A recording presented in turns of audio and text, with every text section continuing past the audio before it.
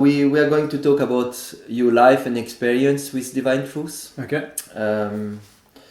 In this part, when I discovered Divine Truth for the first time, I thought I got it. I understand everything. And there was a kind of a honeymoon period. Like I was like, wow, this is fantastic. Yeah.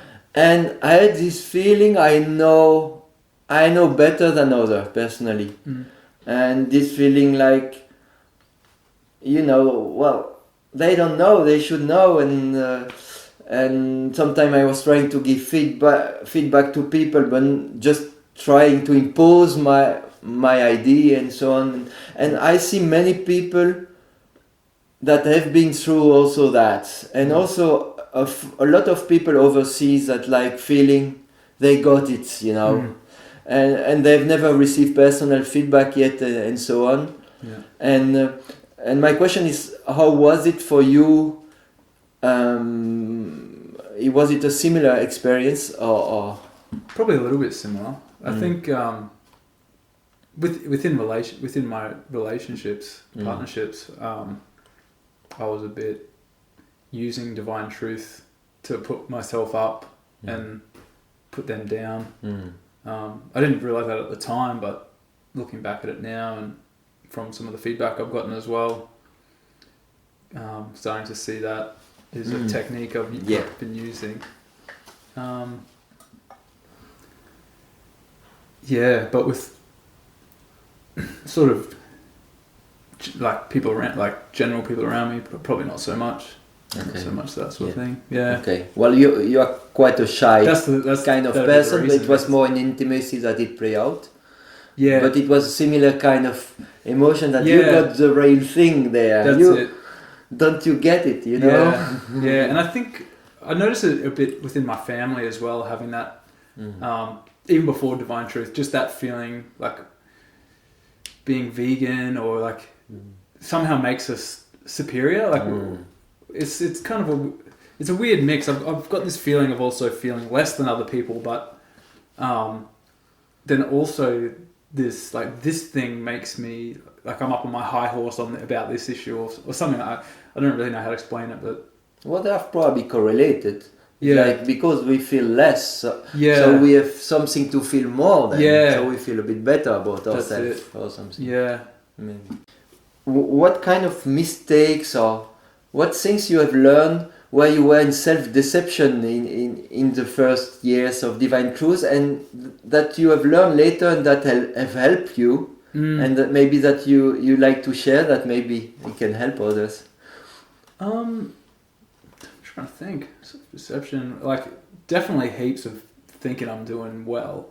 Like, the first few years, I guess similar with you, like I loved listening and hearing about it, but it didn't really change my actions, and I actually progressively got worse, like in some ways darker actions through that period, and thinking that because I have a bit of a thing with like I'm being honest with my partner about my actions or whatever, and that sort of should like get me off the hook of my behavior. I realized I was doing that quite a lot. I was like, well, I was open about just say, like I guess it was a very grey area. Like I've never specifically like slept with another person while I've been in a relationship, but grey area of cheating, I guess. And I thought I'm being open and honest about this, so I'm being truthful, so I'm being good or whatever. But you're forgiven. Really not looking at like what I was really doing, like what was driving the whole thing, how much is this actually harming my partner and all this stuff. Did you think you were progressing? Because you said no, because you learned. Did you think that you were engaging the teaching and changing your life and progressing? Did you feel that? Sometimes I'd go through phases because I definitely realized, no, I've relapsed into an addiction, and I'd feel quite guilty and really quite down and bad. And knowing that this is nothing anywhere near like what the teachings are about. But then I guess getting out of that and then probably feel like I'm doing better than I am, but then still going back to the old behavior. It was just like this constant cycle where I'd kid myself that I'm sort of doing better, doing well now, and then relapse, and then Did you had this addiction of wanting to feel you progress? Yeah, I still keep wanting to feel like I'm doing better than I am, and it's a constant thing. Is that not something we see a lot in around in ourselves, in others? And it's almost like a competition, like I'm doing better, or this one is doing better, or look up at this one, oh no, he's not doing that well, look at that. And this kind of feeling like we feel like shit inside, and we want to feel we are getting better. Yeah, I think it's just like an arrogant, like a lack of humility sort of thing, where just not wanting to see, like, is our life, are we really kind of, you know, positively influencing everyone around us, or like, is that really happening? I think it's a lot of the time it's not really happening. If you really look at it, so it's kind of like, well, maybe I'm not doing as well as I thought. Yeah, but it's basically a low self-worth issue that is very common. Yeah, possibly, but it could also be it can be tricky. I think sometimes we can think things as low self-worth when it's actually like superior. I've definitely have that where it's like I've always, in my own feelings, it's like I'm less than other people is what I would like. Yes. But I've also got this huge arrogant and like, particularly with women stuff, where I just never knew. I always thought I was just shy of women, and like, you know, they're more than me. Like, it's kind of, I'm so kind of scared of them. Yet, I've also tried to dominate, like in a way, dominate women, use them, and you know, make myself feel better. So emotionally, the thing that is not seen directly, it's an emotional transaction.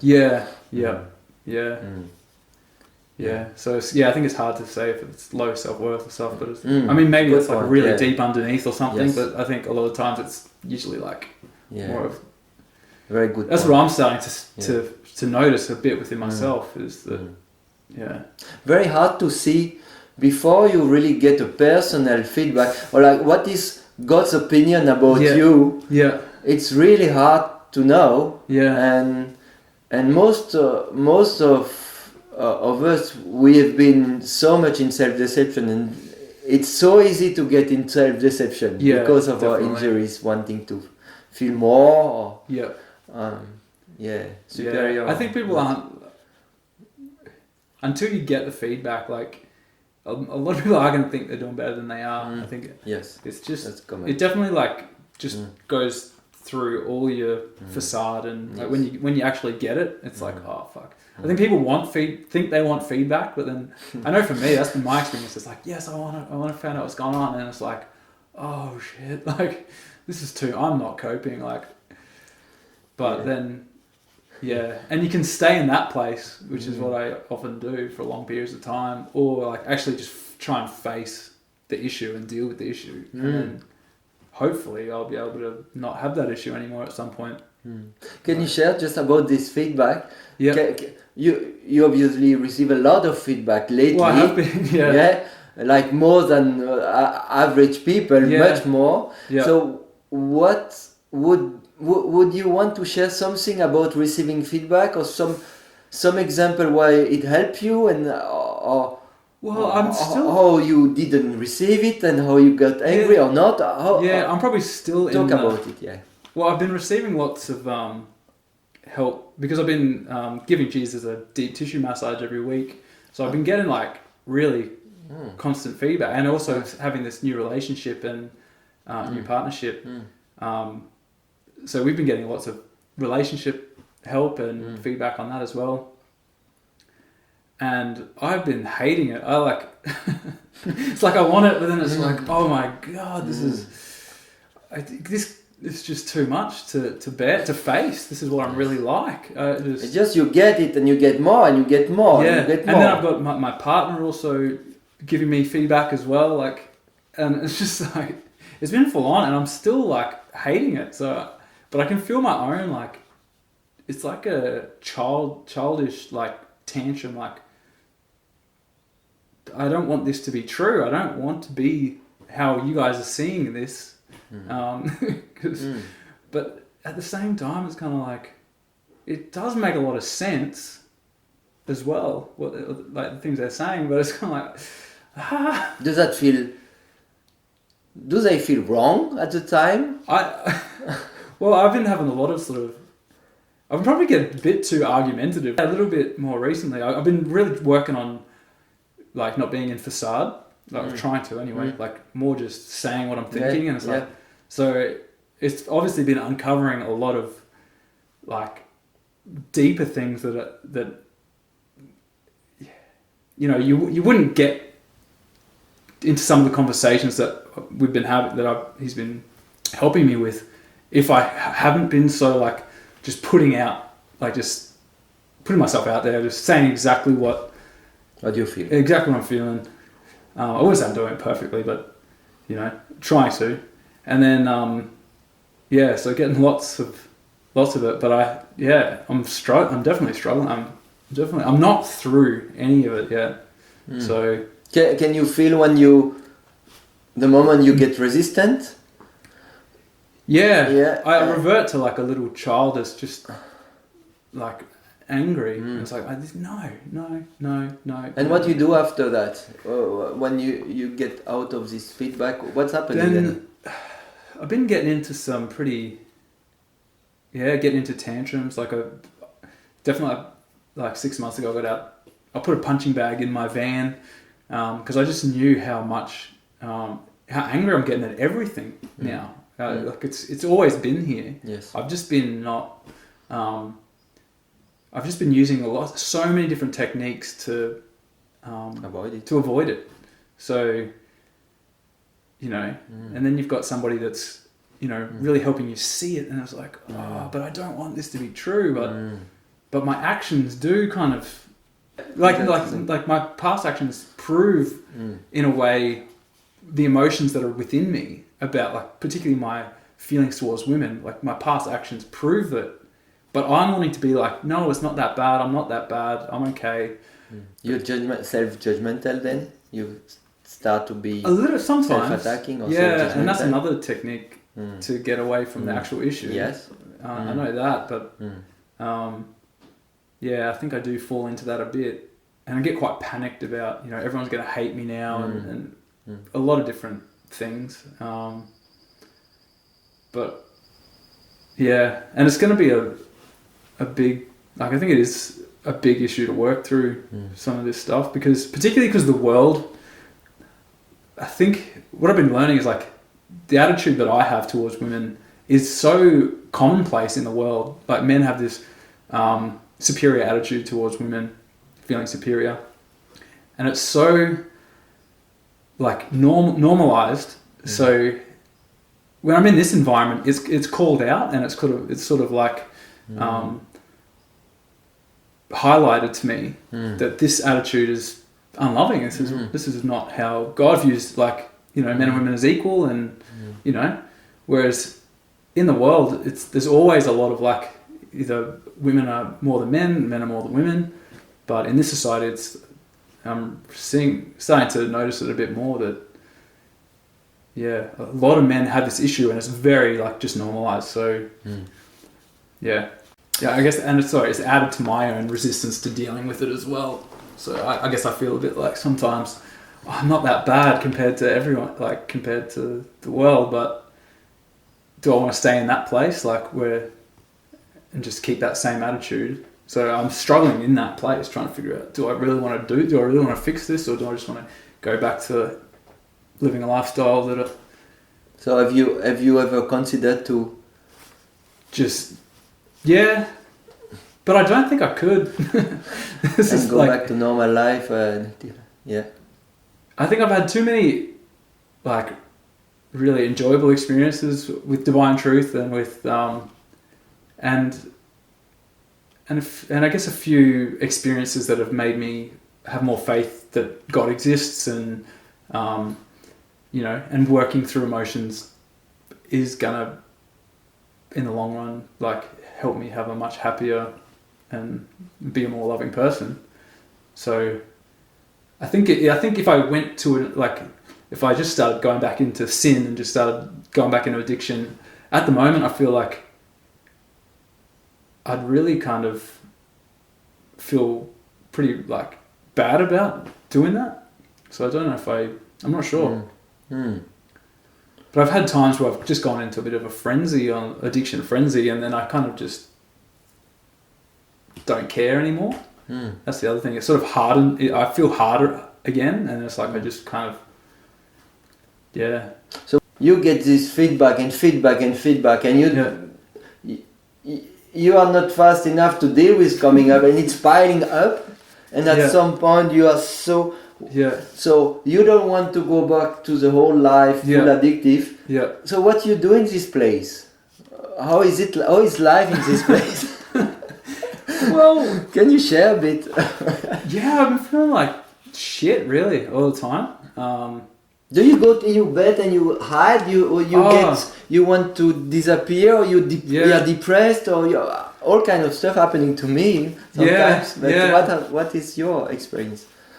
Yeah, just heaps of tantrum. Like I'm getting into like quite a lot of emotions, but I think a lot of it is just self-perception stuff. But you know, I think I've still got to go through, because I've had a life of basically never feeling emotions, and I got a bit of feedback about how like my mum never let me be angry. You know, so I've got a lot of like repressed rage that it's just going to have to come out at some point, and it's starting to bubble up and come out of me because I'm not. I think one of my ways, I think the rage would build up in me towards women, and then I'd have to like act out and like, you know, go and use a woman sexually, like just hook up with a woman or something, sleep with a woman or something like this. You have to act it out. Yeah, I think it's. I've never looked at it this way before, but I think it's like the rage builds up, and then I've just got to go and do something to like kind of calm it down or something.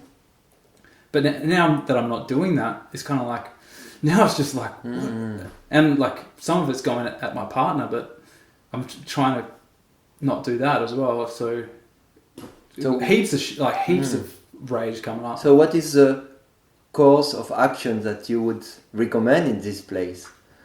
At the moment, I've been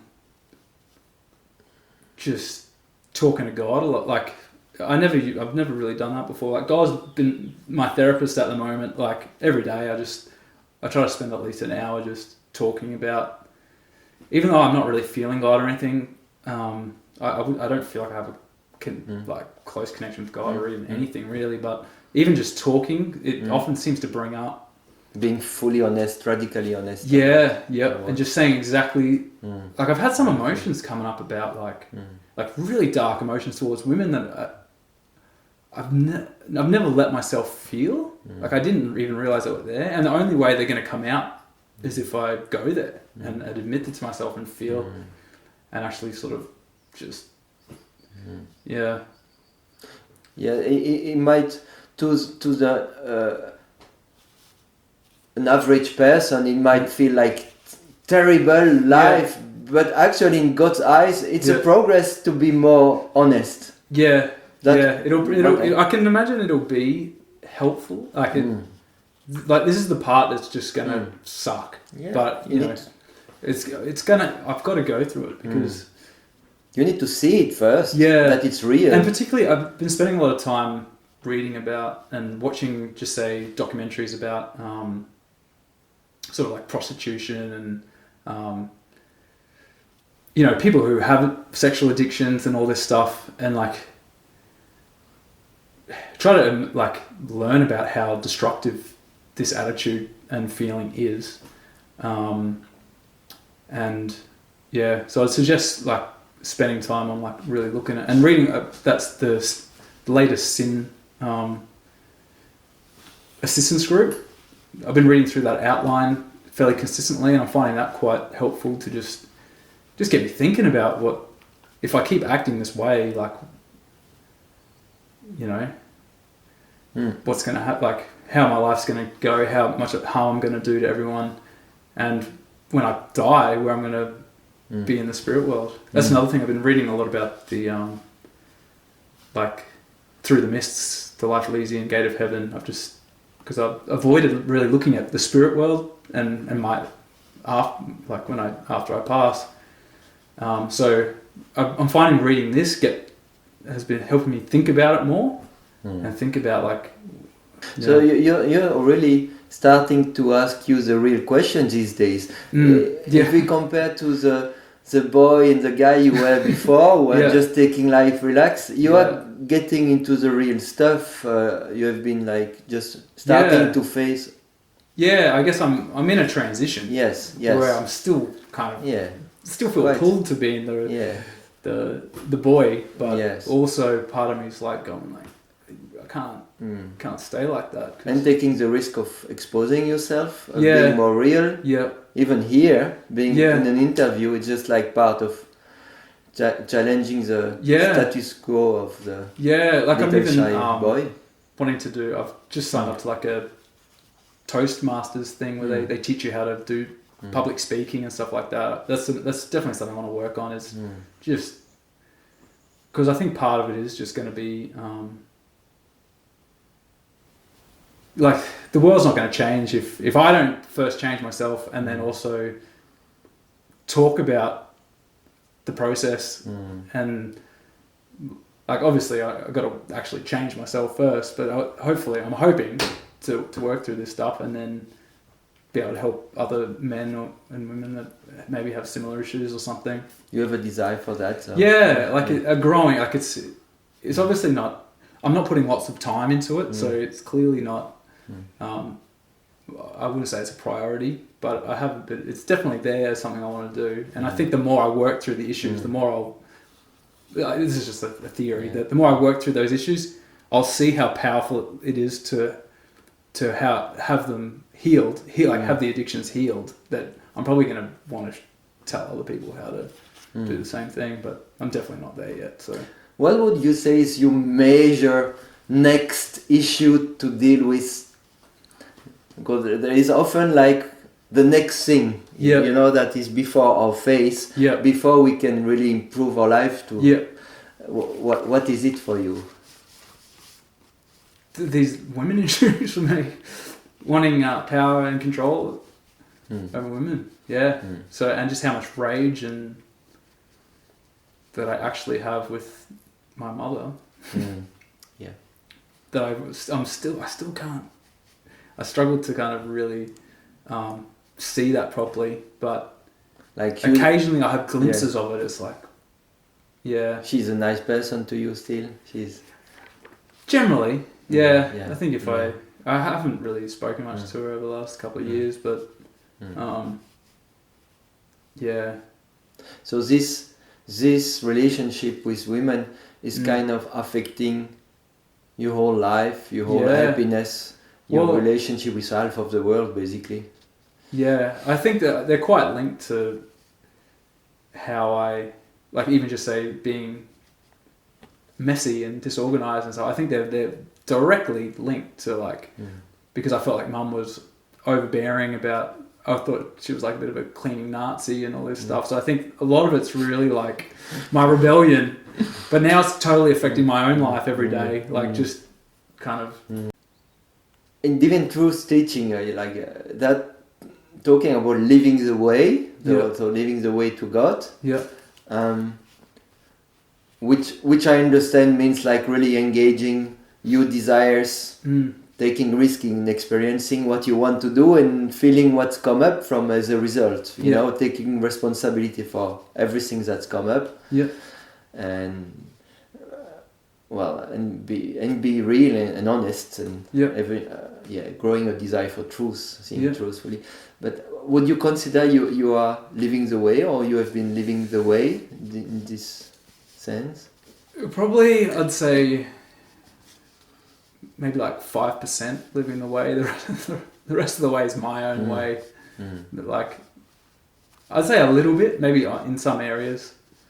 I have a desire to, but the significant portion of my life is still just living my own way. And when I forget to mention, but living the way, it's of course a major thing is developing also a relationship with God, or Creator. Yeah.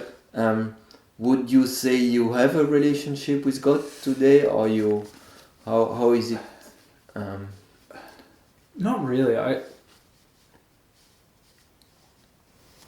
No. Oh. No, I don't think so. Do you pray? Like, do. do you ask for God's truth or God's love? Yeah, I find a lot. How much and how does it happen? I think a lot of it's still just in my head. It's not really heartfelt prayers or anything. So Yes. I think they're not really. I've definitely had some experiences where I've asked God for truth, like begging for truth, basically, and then the next day, like, you know, I'd get like a feedback set, like just sort of out of nowhere, and it's like, it just gets smashed with truth, but in a loving way. But and then you say, "Well, that's enough Yeah. now. Be careful what you pray about." Because that's it. But and I think I've only had one experience where, I guess I doubt the experience a bit now, but where I feel like I've received God's love, and can you talk about it a little bit? Yeah, it was not long after. So it was like the 2016 assistance group was the first time I got some really like clear feedback about like my sexual addiction issues and stuff like that, and it was probably 6 months after that. I was watching something about someone. It was an interview series with some other people that listen to Divine Truth, and one of the people was saying how they like verbalizing verbalizing their prayers was helping. So I just tried that. So I just asked God, speaking loud. Yeah, speaking out loud. Can I have some of your love? And it's hard to explain. Like, I just felt really overwhelmed with just this loving feeling coming towards me, and it wasn't that long. It was only probably 30 seconds to a minute or something, but and it was really powerful, and I felt really different for like a good month or so. I just felt really more engaged with people and more just happier, and I wasn't engaging my addictions anywhere near like I would. But I think the problem was I got to this point where I can sort of remember the situation too, where I sort of made a decision to just go back to my addictions. So I think I've had that experience where it's kind of like I've just ignored the love that was there and just gone, and I think that's and I haven't really sincerely asked for it again like that. Like, I've asked for it quite a lot of times, but I don't think it's been in the same sincere. Yeah, I don't think there's been sincere. Could you describe this 30 seconds? How does that feel like, if it's possible to put word onto it? How does that feel like during this moment when there is it's all different than anything before? Because I've never really had what I'd call like spiritual experiences or stuff like this, but it was like I'd say like it just felt tingly. My whole body felt tingly. It felt like this just light energy, totally kind of just going through my whole body, and I just felt really loved, and it was really emotionally overwhelming. You were crying? I was crying. It was really powerful experience. So you were having thought, you were feeling thought in that place? The only feeling, as I was saying the words out loud, I was feeling kind of, I'd say it felt like embarrassment or something. I feel I'm not sure. I'm not sure exactly how. Like if you don't deserve that? Maybe, something like that, or something to do with that I'm talking out loud to myself, and then is this even real, or am I just an idiot? Or, I don't know, it was a mix of different things, but... Like, what's happening to me? Yeah, but then it was actually like this outside feeling coming in, like, it was just... it didn't feel like a normal feeling within myself. It felt like something. So, but the reason I doubt it is because I have doubts about it now. Is it could have just been like maybe, you know, spirits and stuff. So I'm not really sure. You know? Yeah. So did you ever talk about it to anybody? Yeah, a few people. Yeah. Yeah. Yeah. But in the moment, had you any idea or feeling or thought, oh, it's God's love, or you? I felt just certain, because it was I asked for it and it just came like. Time. So.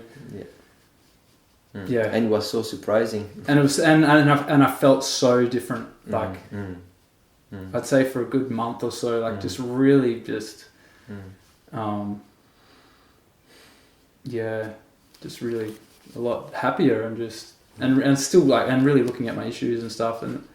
But I kind of remember there was a point where I just sort of chose the sin path again. I was just like, how long ago was it? That was probably 2016. 16, or 2017 maybe. So that's what's that? 5 years ago. 4 or 5 years. You said, okay, you felt change for a few weeks. Yeah. Then you make a conscious choice to go back. Yeah. And then what happened that your desires for divine truths grew up again?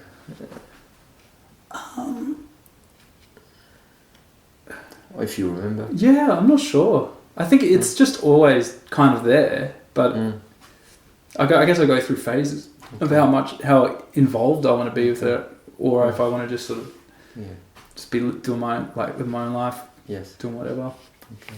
Divine Truth teaching is a lot about like looking at our relationship with ourselves, but with other, and the interaction, the dynamic of what we want from others, what they want from us, and so on. Yeah. And often the way we live is coming back from what we learn as a little boy and girl in our family. That's what we know to be the truth and love, and that's how we live our life. Yeah. And then you discover divine truth, and you start to see that there is something wrong in the way you believe it's right. And then you start to receive a bit of feedback. What are the things that, and until someone change in the family and start to address it and change the way we behave, it goes from one generation to another. Definitely. And it never stops. So the world won't never change until someone decide to address it, right? Definitely. Yep. And so what have you learned in your own family dynamic that you feel that needs to change if I ever want to have a loving relationship? Yep.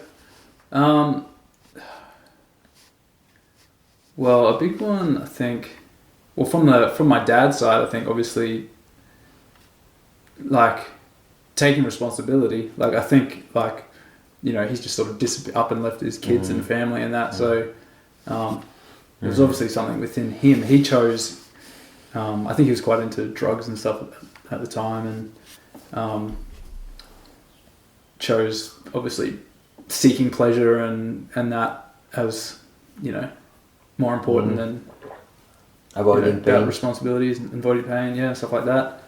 So I think there's that one on that side for sure that I have, and then from Mum's side, more like,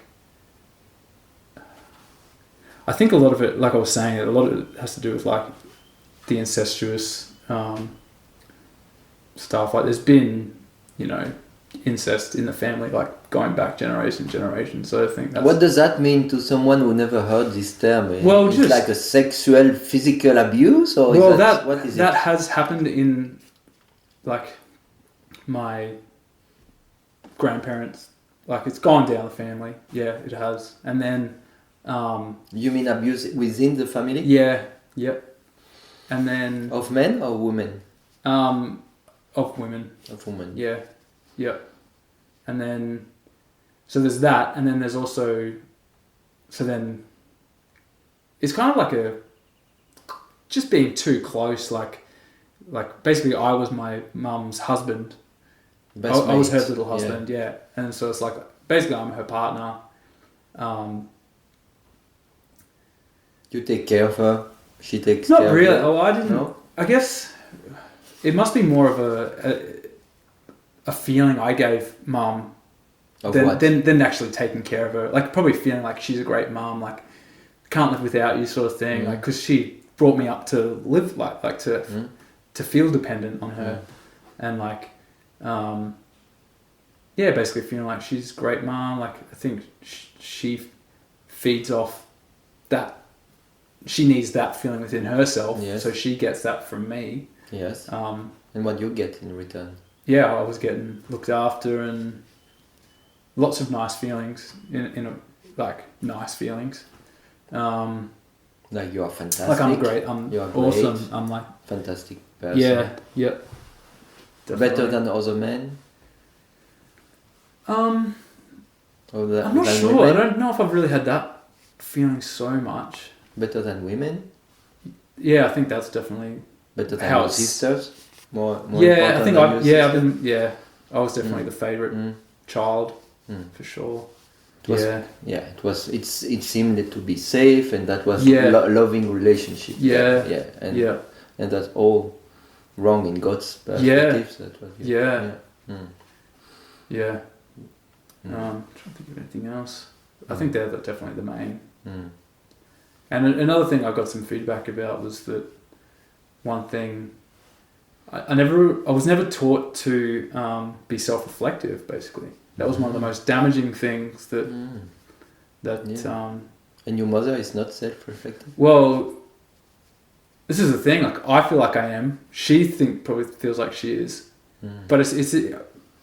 I think it's a self-reflection based on just want to see it how we want to see it. On self-deception. Self-deception, reflection, self-reflection. Yeah.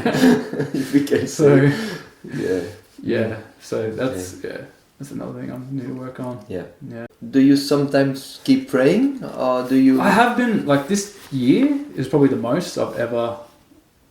Like every day, I'm basically it's more just a conversation. I guess I'm having with God, and it does bring up different emotions.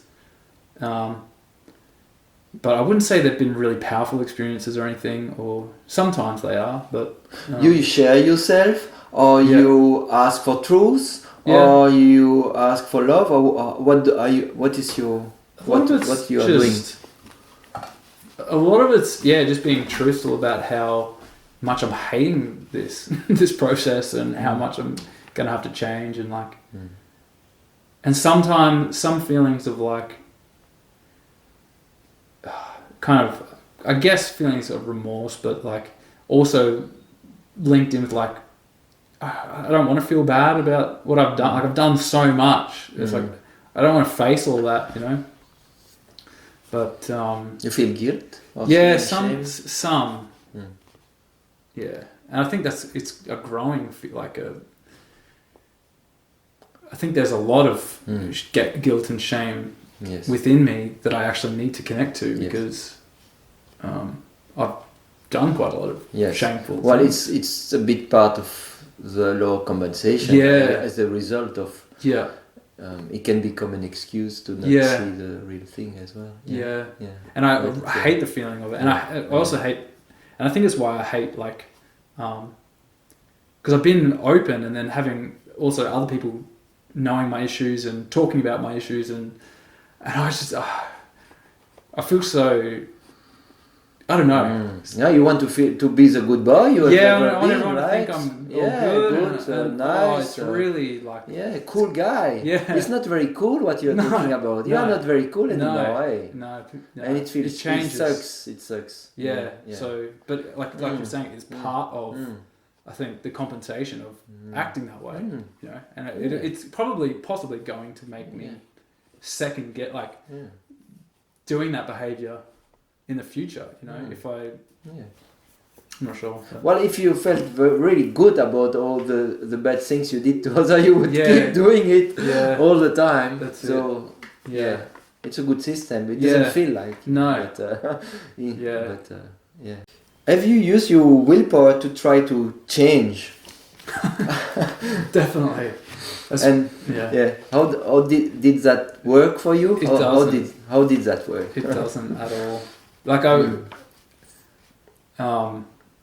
working. Some of the issues I'm working with at the moment is like while I'm not, you know, sleeping with girls, getting massage and all this stuff, but I'm still wanting to like look like to sexually project, like check out women. Yeah. But I have like, you know, for the last 6 months I haven't at all. You know, I've forced myself not to, but the feeling is still there, and it's gonna happen if I don't at some point. I'm just gonna. Yes, the desire is still there. The desire is still really strongly there. So it's like I'm kidding myself that I've worked on the issue. Just because I'm like not doing it doesn't mean that. Do you believe it's better not doing it with your willpower and that's what or doing it and being honest? What is best? Yeah. That's what I want. It's a real question. I want to feel like that's the way to do it, because it's the only way I feel like I'm like, to me, that's gonna work. You know, I feel like I can't see this other way working, but then I'm also like, just say like, because my partner, or we've just recently broken up, but she can still feel, she's quite sensitive to feeling even though I'm not looking, there's still a feeling going on between me and other women, like if we're out in public or something, and I'm like, what the fuck am I supposed to do about it? You know, I'm like, I'm really trying here, but it's because of this. I'm trying with my willpower. I'm not. Yes. You don't want to really. I don't really want to fix it yet. Yeah. So. Yeah. So it doesn't work. Yeah. It's not working. I still really want to just keep willpowering it. But, yes. But it's also exhausting. It's also been building up resentment in like, that's like, I'm trying so hard, but you know, can't you see that I'm trying, sort of thing? It's like, it's exhausting. Yeah. So it's like nothing changed really. No. So, and that's having a faith that still. It's like. Yeah. I'll ask you that because I have used so much, and I see most people. It's a normal way we learn in our families, in our societies, like to use our willpower and to control everything. You know. Yeah. So we are quite good at that. Definitely. But it doesn't help you to grow on the way to God. No. On the way to love, loving yourself and others. No. That's your experience Doesn't too. seem to be. Yeah. Divine Truth teaching often, Jesus, Mary and others speak a lot about mediumship, you know, and how as a kid we normally have mediumship ability, and so mediumship ability for the person who do not know, believe, it's like we have, when we are created, we have two bodies, and there is a body that when we die in this life, we go in another world, we pass in the spirit world, that's what we call spirit world, and we live with our other body. And so there are plenty of people there already who have passed, and so the life continue after our physical body decay. So basically that's what we learn from the teaching, and that a kid normally is able to hear and sometimes see people passed in the spiritual world. That's about everybody is given that and then we kind of lose it often for different reasons. But then Divine Truth teaching say, well, it's interesting to reawaken this ability because there is a lot of help available, and also in some cases we might help some people who are stuck. We have similar experience and so on. So what have you experimented with that? Just recently, a little bit. Been trying some. Jesus has done a really good session about developing mediumship and healing, so I've been going through that and experimenting with some automatic writing, and I've gone to some mediums and tried to learn a bit more about my guide and stuff like that. What did you learn? Well, she basically just told me how she got to know her guide, and some advice about kind of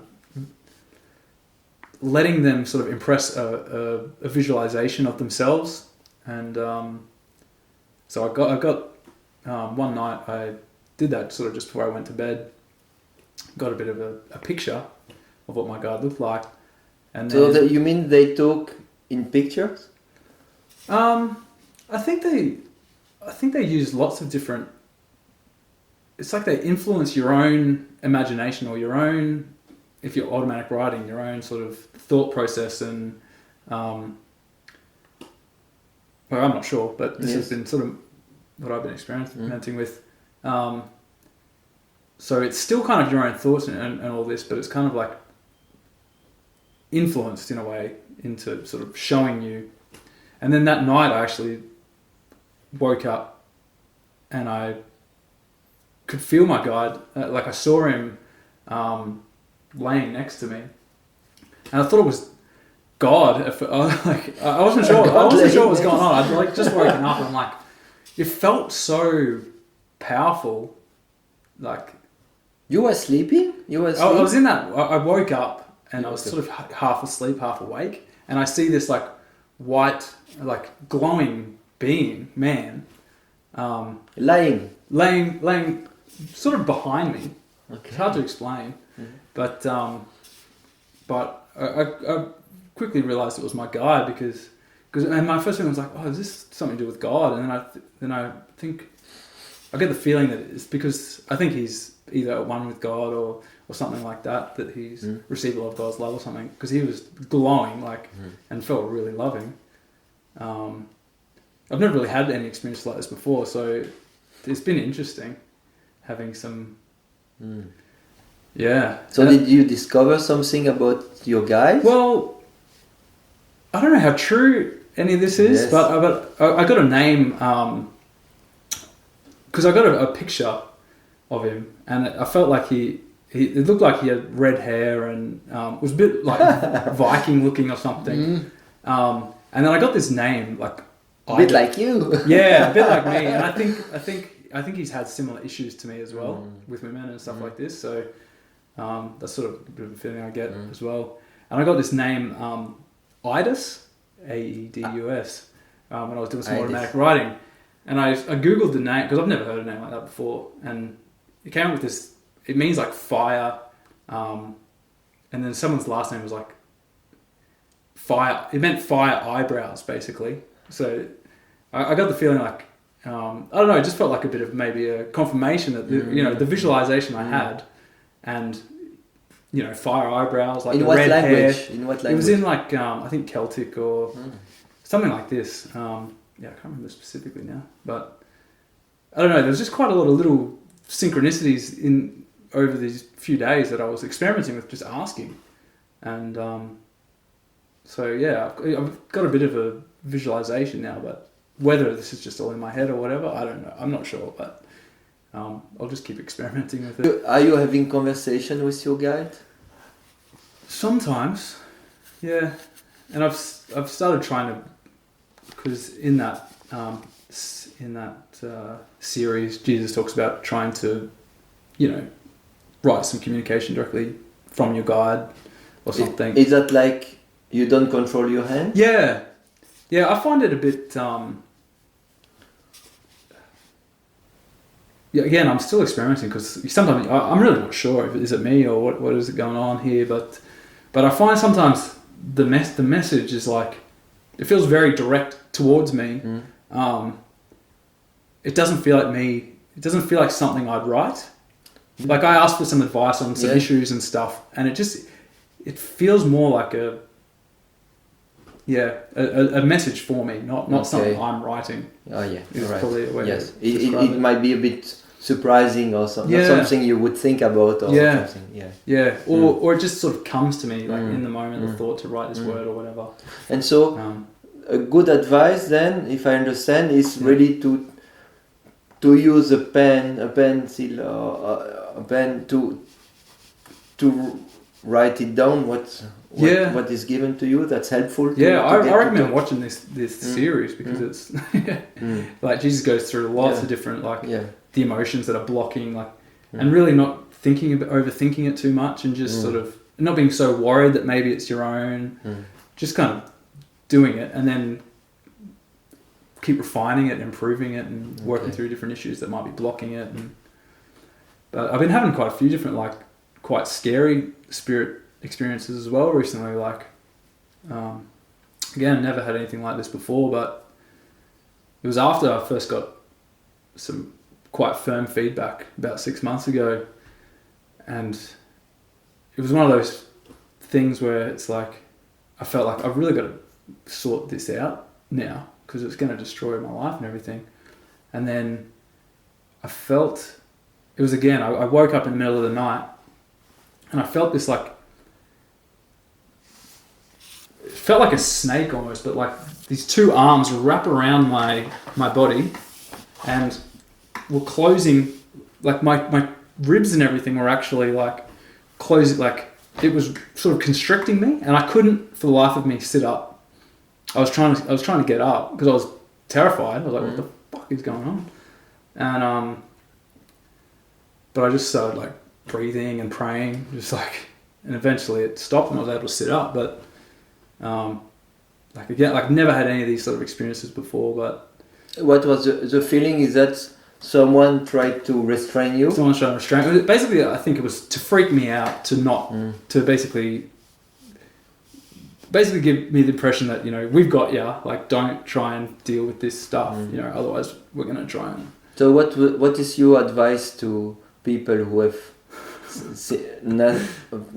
people who want, you know, to control them or something, like in the spirit? I'm not sure. You don't know. I'm still like, you don't know. Because I think I'm starting to think I'm getting spirit influence a lot more than I've ever realized. Which is what you want to develop. Yeah. So you develop your sensibility to other spirit as well. Not but even more that.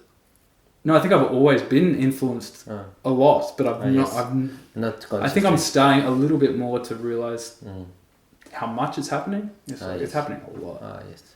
I'm very not present in situations. I'm noticing. You go out of body. Yeah, like very you'd probably say airheaded. Like I do things that are just a bit like not thinking things. Yeah, I'm on automatic pilot a lot, and I think that really just opens you up totally to. Yes. You know. So it has. You have always been quite mediumistic somehow. Is without easy to influence without knowing it, and you are starting now just to discover it and becoming more sensitive to it, right? And particularly, I find for me, it's because I've always like sleepwalk, like a lot, like sleepwalking, and I've heard Jesus talk about that. That's often kind of being overcloaked, basically. So, and they're the times when I often see, like, I've seen someone in the cupboard before, and like this was like years back before. Were you scared? Yeah. He looked like he was like from an insane asylum or something, just sitting in the cupboard. Like he looked really scared as well, but it was creepy as. But I always just throw it off as like a, you know, just a dream or like just a bit of a. But now I'm a bit thinking, no, I think these are actually spirits. But the thing is important to share also that spirits are attracted to us because we have a compatibility with them. Definitely. You know, an opening to their attraction. Yeah. So it's important to know that because a lot of people in the church say it's really evil. Don't get into that stuff. Yeah. But actually, they are just other people, and sometimes we have compatible addictions, and they get something from us, and we get something from them, and so it's not different than other people. The only difference is we don't see them, basically. That's it. Yeah, that's important. Well, that's part of Divine Truth teaching, telling the truth about, you know, spirits. Yeah, so it's important. Yeah. Do you have special daily practices or rituals that you do that's helping you in your? I have started like journaling in the morning when I wake up, because I got a bit of feedback about the not good at self-reflecting basically. So I thought I'm going to spend some time just every day, just set aside a bit of time just thinking about what I'm doing and what I'm doing with my life and how I'm treating other people and stuff. So I have been finding that helpful, and even just I find doing it in the morning good because I come up with a bit of a plan for my day and different things I want to work on, Whereas usually I just float through my days. Like that's sort of, I just go with the wind, like whatever. Like no structure. Like that's been one of my things. Like I've never really had a structured life, and I've liked that. But it's also quite limiting too, because I don't set myself goals like tasks and things to complete, and so. And then like I was saying before, like I try and spend an hour or so a day just basically laying in bed, just having therapy with God. But I don't know how helpful this is. So talking with God? Just talking with God. And journaling every day? Yeah. Yeah, yes. And did you notice any benefit from this experiment? Yeah. It's probably just got me a bit more thinking long term or something, like less I'm not sure. Well, I think one thing it is helping me whenever I feel like an addiction, like desire for an addiction coming up, that's the time where I'm starting now to be like, okay, no, now I'm going to spend this hour just talking to God about this thing, and then I end up sometimes feeling some emotions about it. But I guess it's giving me something, this thing of just like going to God first before I act on some of this stuff, and I think it's going to help. I don't know, probably. Okay. So I'm only just started doing it really, but yeah. Well, at least you show a growing desire for being more self-reflective. Yeah, I would say. Try. There is a video and there are talks in Divine Truth teaching about the sleep states. Yeah. And so the sleep states would, what I understand of it, it's like basically we go to sleep and we have this deep sleep where our spirit body goes into the spirit world or on the planet, and as this, we have our own life basically, not with our physical body but with our spirit body, and all kind of stuff happening to us. Have you ever experimented with that? And have you? Most people do not remember when we wake up. Generally, we are a bit under shock, and then we forgot. And I'm not talking about dreams like it's a dream, but it's a bit different. It's a bit like a symbolic message we get. But I'm speaking about the real life, the things that feels real, and experiences. I guess I still really can't tell the difference between dreams and sleep state experiences. So, but I went through a few weeks of just, as soon as I wake up, like writing out what dreams or possibly experiences. I found that actually really helped me remember. There'd be points that would sort of, remember parts of these memories that I wouldn't have remembered if I just went on with my day. So I think that's helpful, eh? Yeah. To write it down directly, because often the memory is just a moment and then it's gone. Yeah, that's it. So I haven't been doing that the last week or so, but and then I feel like I'm not remembering it as well. So I want to get back into doing it, because I think just even making that commitment to sort of think about it, you can sort of remember it more or something. And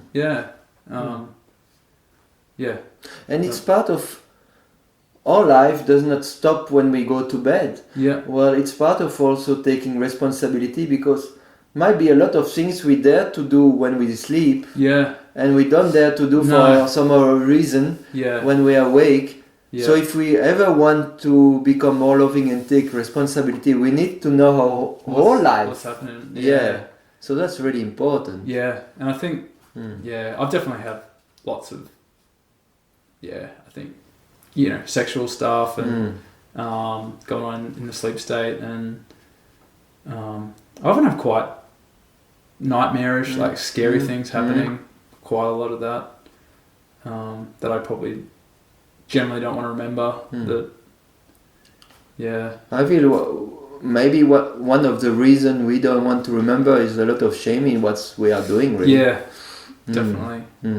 Yeah. Often. But there might be beautiful things as well. Possibly. Like, yeah, we might have encounter with friends that are, helping us as well. Yeah, well, like I have quite a lot of dreams about Jesus and Mary, actually. Them help, like, give me feedback and stuff. And I don't know if they're sleep-day experiences or... but, yeah, I had a week every night where Jesus was just helping me with my issues in my sleep, basically. Well, it seems to me, to what I understand, it's even more a sleep state, a real thing that... it's very possible because he's doing it in the awakes. He's helping me in the awakes state, so possibly, but... Yes. Yeah. What we are talking. It's about your experience, and it's up to anybody to get to their own conclusion about their own experience. Because at the end, you cannot grow from the experience of someone else. You can just be inspired to engage it, and that's it. Yeah. Since you discovered divine truth, how is your relationship with yourself developed? I'm not sure. Has it changed in some way, or? Yeah, I think I do feel more just a few more aspirations to being more self-responsible and being and trying to live my passions as well. Like, it's trying to figure out what they are, and how do you see yourself? What do you feel about yourself? Is that the same? And I feel about myself. I think there's such a mix. Like, it's weird. I got this arrogant thing, but I've also got quite a lot of insecurities and just. I'm really not sure. Okay. Yeah, how I feel about myself. Yeah, I do have a big feeling of not liking being me. Actually, like, I wish I wasn't Jadda. It's kind of a feeling I've had, but. You have been avoiding yourself most of your life, and now is that a statement of truth that you start to look at yourself, but it's a bit reluctantly? Yeah. Like you don't like what you see? No. Yeah. No. And I don't like having to grow up. I think I like being a kid. Like, I want to stay just... So there's part of sort of... that's really holding me back. Yeah. Well, there is certainly more a growing desire to see yourself, even if because before you were avoiding completely on the whole line. So still that. Okay. Another big thing in divine truth teaching is who we are, and we are a soul. Yeah. And actually, we are half of a soul. Yeah. And when we incarnate, there is another half that is our soulmate. Yeah. Like. God choose that's another person to be our partner for eternity, basically. Yeah. Have you experienced about that? You talked a little bit that you might be with your soulmate, but what is your experience with soulmate and your desire for soulmate? The first time I heard about the concept in Divine Truth, I was sort of excited about the idea initially, but then it's like the series, I have this feeling of being just this one person. I think I don't like that. Like, my addictions and injuries just hate that sort of concept. Because so why? I think because you've got to really live at a higher standard. Like, you've got to really treat that person well. Like. And I think part of me just doesn't, because she's you. Well, that too, but with the other attitude, it's like once you get sick of them, once they get sick of you, you just find somebody else, and it's like you can't do that if it's a soulmate relationship. You're stuck with her. Yeah, so if you fuck up, if you treat them badly, you've got to own up to it. You've got to repent for it. You've got to change. I think those parts I don't like. You're not very keen on that part. No. And just, I guess, like how long forever is. Like it just seems with some person forever. I don't know. So, but you might have attracted your soulmate. I know. How would you? How is it possible? You must, if it's the case, I have no idea. So there must be some opening or design for that, or attraction. Well, what we've been learning is a lot of it has just been purely like codependent. You got feedback about that? So a lot of it is definitely like a... So you don't know if she is your soulmate? No, but I guess I hope she is. You hope? I do. You want I to. do. She's definitely probably the most attracted I've been to anybody, and the most, like I said, things in common. Like we have really similar, like future goals and stuff like that. So. But yeah, I really have no idea. But I definitely resist. Like I want it, like, but at the same time, I definitely don't as well. So have you had personal experience that made you realize she might be your soulmate? This kind of experiences. The whole thing, like the attraction and everything was so intense. Like, we were both just certain, like. So we both felt a bit deflated after, finding out some of the issues between us and stuff like this, and just how much of it's really just addiction, but it's definitely an experience I've never had with anybody else. Like it's way more powerful than I've ever had. So, but that can just mean the addictions are just that powerful. So I don't know, but. I think it's going to take a bit of time to just really know for sure, and Well, I've been in a relationship when I wanted her to be my partner, and I got all kind of spirit influence, and I was convinced she was my partner because it was very powerful spiritually. We had both, and it was just because I wanted to believe. But I think. It might be when we have injury toward the other sex that we might repulse more in the beginning our soulmate, or be repulsed a lot.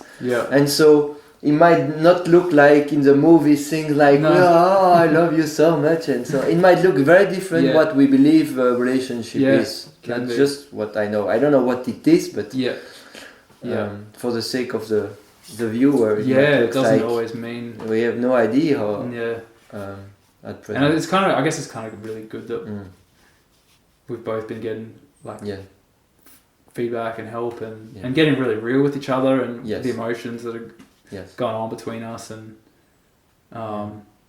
the thing that is truth is that when you grow in your desires, and she's growing, or he's growing for man, a gay man, in his or her desires, you grow closer. That's a really a thing that would happen. Sure. That's the way. Sometimes we see in couple we grow in something and then we grow apart. That means that we are not the same soul. So we'll see, I guess. We'll see. Your relationship in general with other people, has it changed since you listen to Divine Truth and start to engage? In terms of quality of love or care or fear of... I would say, particularly since like moving out here and engaging other people that listen to Divine Truth, like I've made some friendships and that are a lot more honest and kind of, they're more honest with me, hold me to a higher standard and stuff as well than I've ever had. And that's been really good. And even my friendships, like, that I have had before, have improved. Like, they feel like they've improved because I'm just trying to be more honest, just trying to be more myself, more relaxed, and so that definitely helps. And they like that? Yeah. But I wouldn't, like I was saying before, like I wouldn't say I don't have that many close friends, because I think it's been another thing, like with just social media and stuff. I've got lots of friends, but it's not. I wouldn't say I have that many deep friendships. Yes. Yeah, and it's something I want to work on, but it's pretty rare in this world. Yeah. Let's say. Yeah. And for men to be really radically honest about their things, they don't talk their so feelings much, particularly. men, in average. Yeah. Like they're more rough and that's girl things. Attitude. Yeah. True. As you feeling toward the environment evolve also? Definitely. I think I'm starting to realize how I've always felt like I've loved nature and I've loved the environment, but it's always been more of I love the what it's giving me basically. Whereas now I'm sort of realizing that's not really love. Like that's more just like taking, as opposed to like. So now I spend a bit more of my time actually like helping the environment, like fixing the soil and mulching and planting trees and. You enjoy that? Yeah. And I've never. I mean, I used to enjoy a bit of gardening back in the day, but it's sort of ramping up a lot more these days, and that's a big part of that has been like through volunteering for God's Way and that, like learning. And do you feel the result of it as joyful or painful?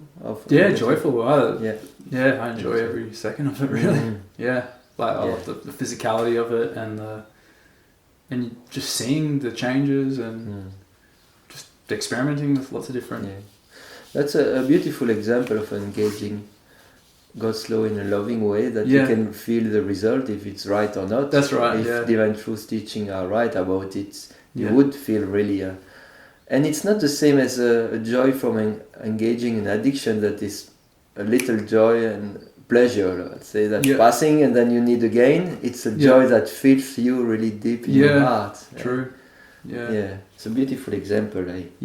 So anybody can experiment about the environment and feel this, if it's true when you take responsibility and you start loving, it gives joy. And you can experiment if it's true or not. Have you changed your diet since a lot of people do since you listen to Divine Truth?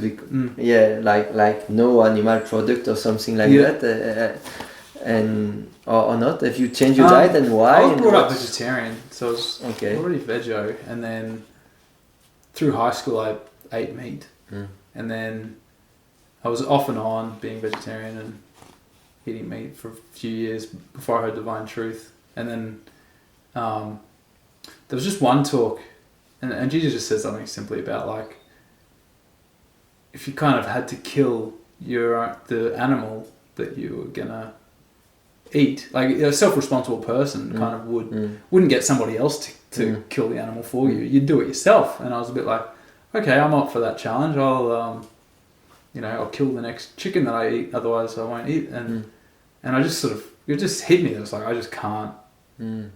Like, there's no way I can kill this animal. So, stopped eating meat from that point onwards. Are you kind of a vegan activist? Like, I see some people like judging others for being. When I first got into the vegan stuff, I did feel that a little bit. I was like, why isn't everyone just going vegan? Like, come on, people. But I feel a lot more relaxed about it these days. I definitely.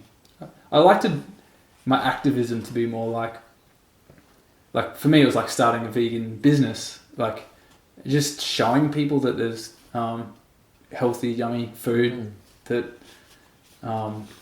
And just creating basically vegan options for people, because sometimes I'd be at an event where there wouldn't be, whereas I'm creating this option where people have a chance to be able to try this thing, as opposed to being somebody that is like Would you have people that try your stuff and say, "Wow, definitely," like regularly people. Come back. Like a lot of people would even be like, I eat meat all the time, and it's like, but that was like one of the best meals I've ever had, and I'd love to, like, they want to get some details and like some recipes or whatever. Or would you have people that say, that's disgusting, I never eat vegan anymore? I don't think, that's never happened. Never, no. Not in that sense. No, maybe I had someone give me a a 1-star review on a Facebook page before. What does that mean? It didn't say anything. 1-star review means it's good? No, I think that's bad. Like, that's bad. That's the lowest thing. I was a bit like, but, you know, I don't even know if it was a person that actually ate. It might just be somebody who doesn't like vegans, just gone 1 star. So you'll move him from your friends? And Yeah. I was just a random person, I think. Have you had this period when you felt I'm not really growing, or you got a feedback that wow, I got the wrong direction? Yeah. Are you kind of, I cannot go the way back to my old addiction, but Yeah. I go forward. It's a misery, and and I just want to hide, or I go into depression for time. Yeah. You know, did it happen, or does it happen sometimes to you? Yeah. Yeah. Pretty constantly. Like you feel. And what is your way to deal with that? You take medication, or No. I definitely just try, like I was saying, just try and talking to God and feeling something. Because I definitely find after like it can be any sort of emotion, it just gets me back into like, I guess back in my body or something, or back into just get some motivation until the next. Do you go out of body still, you think, in this? I think moment? a lot, but it's not that.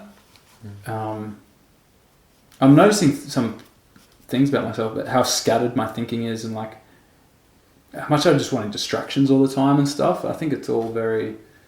I'm just not in my feelings. I'm not present. I think it's going to take a fair bit of work. I think, It's good also not to expect. It seems that it's 10 years. Yeah.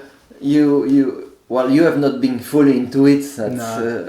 That's clear. A little bit here and then back and going back, a bit touching. Yeah. And now you're starting to more engage it. But and for me and many people I see,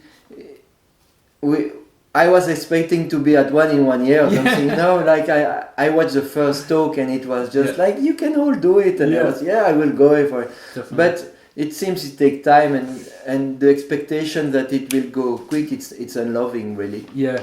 And we might, of course, we might have less resistance and go faster. Yeah. It's possible, but the average people. Yeah. There are a lot of things to deal with, and so Definitely. it takes time, and so we. Yeah, I think.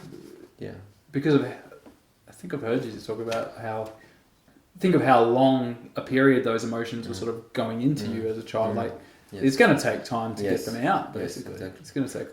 Yes. Yeah. And probably more so for someone older. You are quite young. Yeah. Because there are more experience, destructive or experience, and more things to deal with. And so, the youngest you start, it's a bit less work, but sounds like it. It doesn't mean that it's easy for. Well, like I said, I heard it 10 years ago when I was 20. I could be doing way better than I am now. But well, many people get a feedback and they just quit. One thing was too much. They're pushing the wrong button. Get angry and fuck all that teaching. Fuck, Jesus is whatever. Yeah. And they don't come back, and we never hear about them anymore. Have you ever had some moment where you saw, no, it's too much, I run away?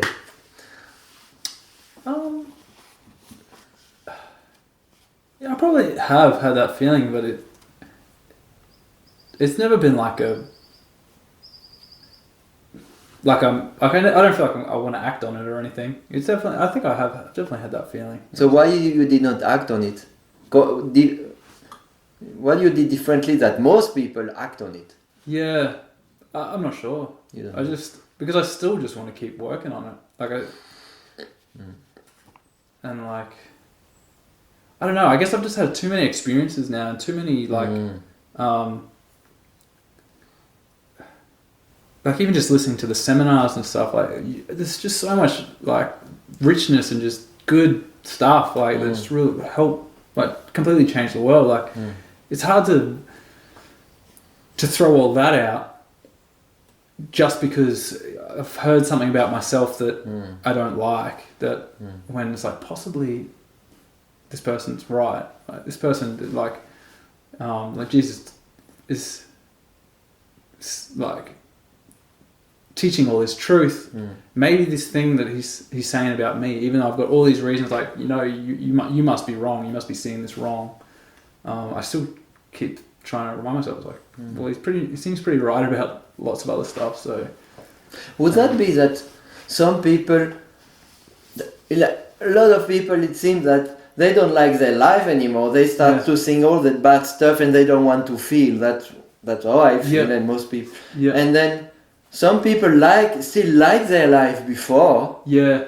And so it's attractive. The other life is still attractive because there was a little bit of pleasure at least. Yeah. And now there is no, you know. Yeah.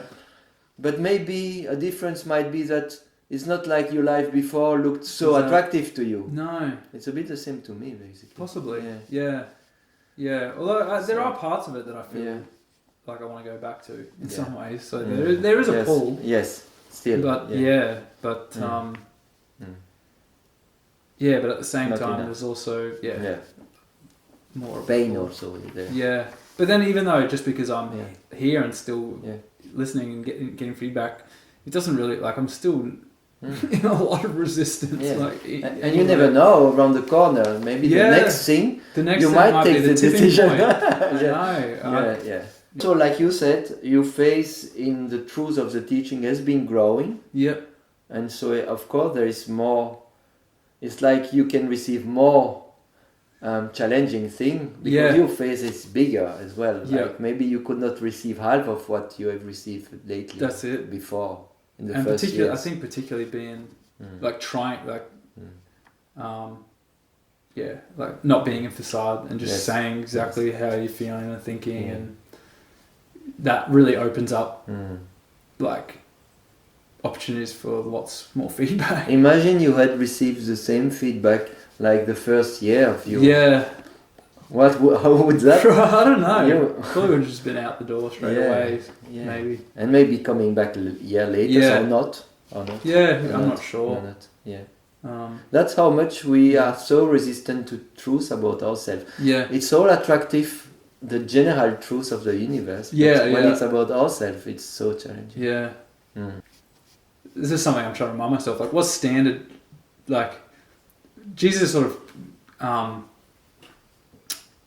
giving us feedback to like become at one with God. You know, like is like to be like how like he was in the first century, like at one with God. So it's kind of like, do you want to have this like satisfactory, like seemingly satisfactory life, or do you want to try and like get to this standard? And it's like, these are the things you're gonna have to work on to get there. So it is, you know, it seems really hard, but it's actually probably gonna possibly be a really good journey. But so you still believe it's true and possible for you to become? It's a true condition, like you can become, like becoming at one with God. Yeah, means that you have received enough of God's love in your soul. That basically your human soul got transformed in another creature. Yeah. I speak up intellectually because I have no idea. And it's called a celestial. You're another creature and you are free from fear, from pain, from everything. That's basically what it is. And it's for everybody. Yeah. Everybody can get there, and it's this opportunity is given to us. Do you still believe that, and you believe you are going to get there? It seems unlikely at this point, but I think it is one of those things where like you can, at any moment I could really like change, like I could really change, use my desire, change, use my will in that direction. Like hopefully hopefully I want to make that shift at some point, but I mean it sounds very out there. Yeah, it does. Yeah, but also attractive. Like it sounds like it would be a nice place to be, you know. But, So would you say that this teaching, Divine Truth teaching, have influenced your life in a positive or negative or both ways? How would you say since the last 10 years? Definitely positive.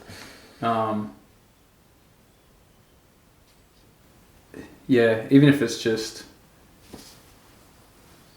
even some areas that are seemingly negative, like having to feel emotions and stuff, I also have felt the relief of releasing some feelings and I'm trying to think any negative things. Not that I can think of. Nah, I don't think. Yeah, like I think it's brought up, I guess, some. I've had some painful experiences that have already always been in me, like some painful emotions and truth that I don't want to hear, and so some of it does feel like negative, but at the end of the day, it also feels like more of a moving towards a better place than like more real. Yeah, it doesn't feel like I'm, spiraling. Or if I do go into a negative place, I feel like divine truth helps me kind of regroup and sort of be like, well, what's important to me? Like, which direction do I want to go? Can you feel that in becoming more real, there is a kind of compensation of joy? There is something like becoming more responsible, and there is pain, but there is a joy into, like, no, you are speaking of being able to state the truth and not to hide some shame thing. And there is some good feeling in that. Yeah, that is growing a little bit. Yeah. And before we would think it's all terrible. Yeah. Nobody needs to know that. Yeah. But actually, the experiments show that there is a positive feeling in being just honest, radically honest. Definitely. I think probably like years ago, like I would have broken down having this interview. Like I just like wouldn't be sharing anything.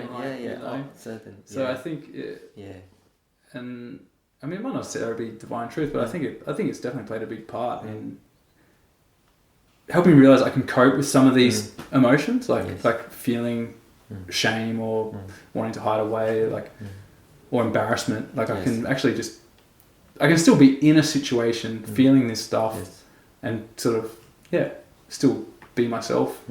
Yeah. It's not that terrible as so I can imagine that if that just keeps getting better, it's gonna be really good.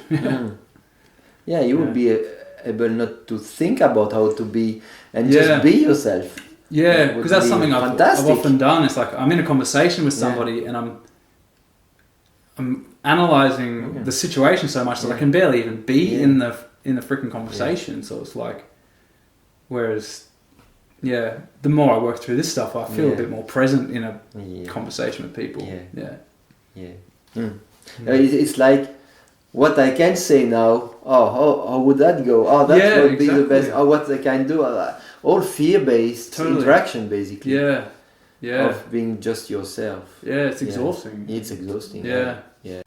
Would you recommend listening and engaging to divine truth teaching to other people? Definitely. Yeah. It's the best. I reckon. I think if everyone just has a go listening to it, like, I think you'll feel you just, I don't know how to explain it. If you have, I had that experience, just total like magnet, like joy, like hearing it, and then obviously you're